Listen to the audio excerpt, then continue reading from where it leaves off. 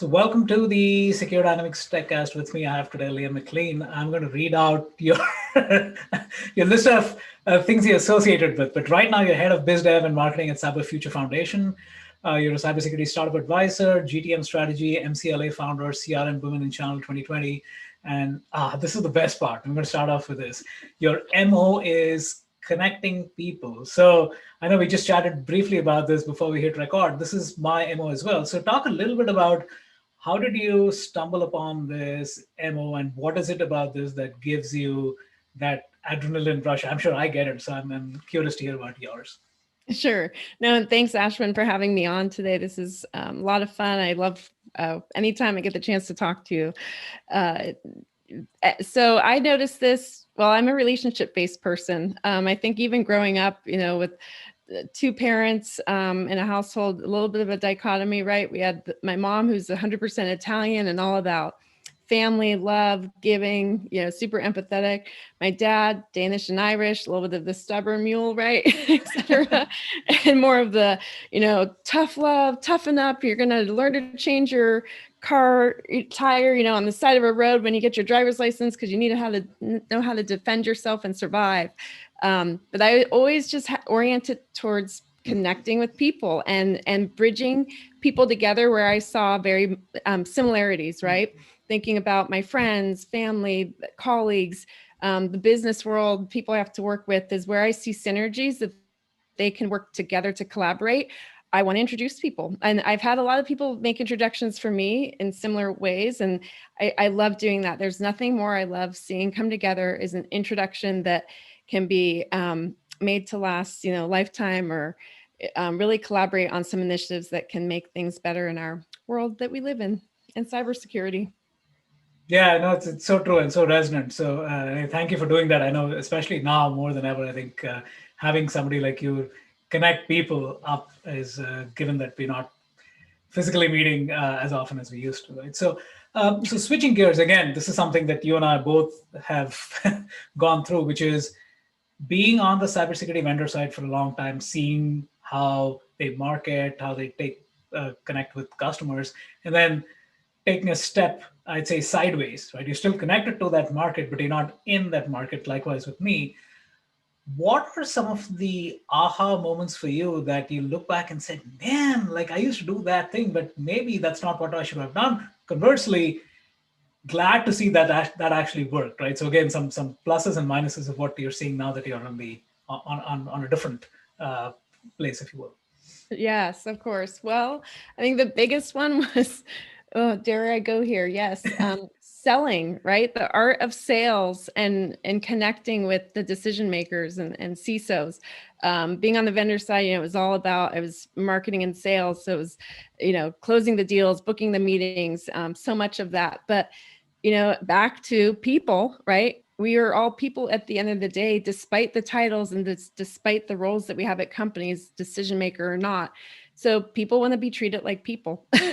And I think, the biggest thing is that relationship, build the relationship with someone, get to know them. It's so easy now. Everything's online. You can do a Google search and find out just about anything, Twitter, LinkedIn, etc. And resonate with someone and understand if to see what matters to them and take that approach and angle versus just straight out, let me show you my new tool, buy it now. So I think that was one big thing. Another area for the plus, right, is to see the other bigger initiatives within cybersecurity that impact the technology vendor side, and where I think we can see more people come together. So looking at cyber peace goals is a big initiative for us, and workforce capacity, and just all the work that's being done in government and public sector, but where private sector has a lot of the information, and how we can bring those worlds all together. I think there's some of that being done now, but more of that can certainly be done, because at the end of the day, as much as maybe the vendors compete with each other, so to speak, on the much broader global macroeconomic cybersecurity issues that are out there we need to work through, everybody can come together and make an impact. So I'd love to see more of that. So that's actually a great segue into my next question, which is really about the places that you are part of. I mean, obviously with the CFF right now, but also with things like the Cloud Security Alliance, the Multi Cloud Leadership Alliance that you founded. So, and there seems to be a theme over here about bringing communities together, right? And you just touched upon that even on the vendor side. So, talk about what is it about these organizations that draw. There's a draw for you personally, but again, what's the bigger impact that you're looking for?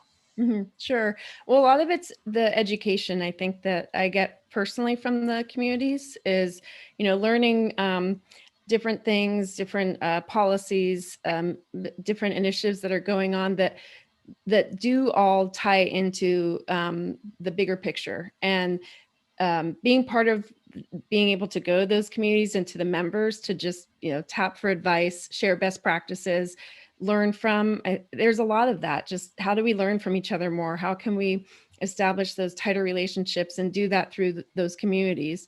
Also, the power of those communities is that while each one has their own, say, set of missions, if you will, and some are for profit, others are not for profit, the mutual areas that they can collaborate on is huge. And for example, little bit of a teaser, more to come, but Cyber Future Foundation and Cloud Security Alliance are just starting to collaborate on a more deeper level, and it all feeds into very much what I know Secure Dynamics stands behind, but the training that we need to continue to evolve and provide out there in the cybersecurity landscape. So I think that's the biggest part of it. And just realizing that those communities can actually work very well together. And it's just about finding those mutual areas that can be collaborated on to have bigger impact by using the powers of, the members across those communities.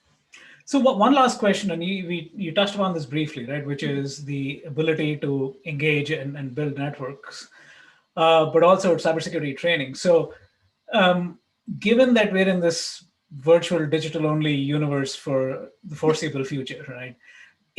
What have you seen in terms of adaptation of networking that works, training that works in this digital only world? Good question. Honestly, a lot of what we're trying to do through CSA or Cloud Security Alliance, and where Cyber Future Foundation is trying to help support a little bit more too. And I'd say this is more of a open to anyone and everyone out there call to action, right? But having the once a month sessions just devoted to training and being able to pull from, yes, we pull a lot from our members, but just about anyone who's in the industry that has something to offer and is already doing, whether you're doing it for your sales team, your customers, et cetera, it's very beneficial. And I think it's an opportunity to do it live. I know not everyone's schedules can be accommodating. There's so much to attend to these days, especially online, and get your work done too. But I've seen that work really well. We do record them too. So I think, when you look at some of those companies, IC Squared and Cybrary and others, the on-demand video-based learning, that works well too, because I think the more online we are, and I know we want to be in person again someday, but having to be able to go at your own pace, I think is key, because it allows, it's convenient then for that person to fit that into their day and time. So, yes, online and virtual, but where you can make it interactive, even if it's recorded, all the better to keep having those virtually in person, if you will. Yeah, no, it's a strange world we live in, but again, some things are going to stay the same. Others hopefully will make a change for the better. So again, thanks. Test and contests help too. I think that's true. Right? Yeah, I think getting people to compete and to your point, I mean, I think there's all kinds of interesting ways of gamification, right? I mean, to be able to get people more engaged. So yeah, great conversation again. Thanks for your time, Leah. Of course, thank you, Ashwin.